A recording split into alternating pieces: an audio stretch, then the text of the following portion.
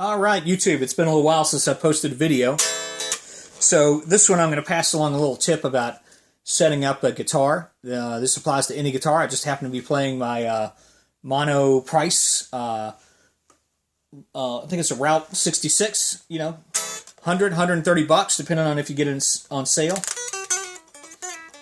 One of my favorite newest guitars. Really like it.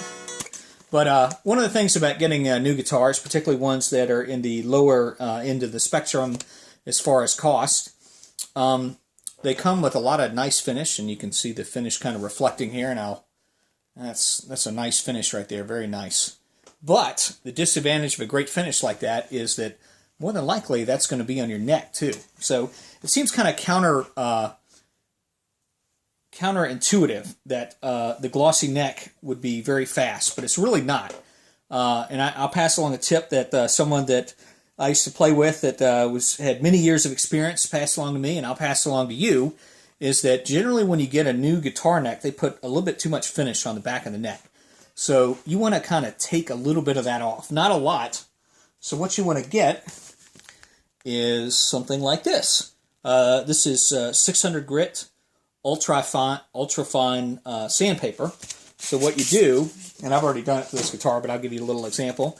You get a little bit of it here. It's again it's not like what you use to say sand off a big piece of wood, and you kind of lightly run it along the back of your neck to take off some of that gloss. And once you've done that, you'll find your neck plays a lot faster, particularly with your thumb going up and down on the neck. So it's great. So again, let me show you the difference. Kind of shine the light there. So you see the light is reflecting very nicely on the back of it, which had this same amount of finish that the neck used to have. Let me get it up close here so you can kind of see. So you can see that now that I've sanded the back of the neck, it's not quite as glossy. And what that means as far as playing is it's very fast. Much faster than it used to be when I had a lot of gloss. The amount of finish on the back tended to catch my thumb. So when I moved my thumb around, it would get caught. And this nothing worse than being playing somewhere and having your thumb get caught on a sticky neck.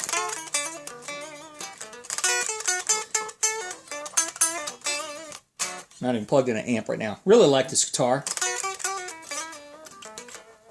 So again, this is what the neck will look like after you do it. Don't take off all the finish. You shouldn't see any wood here or anything. You just want to take off a little of the glossiness.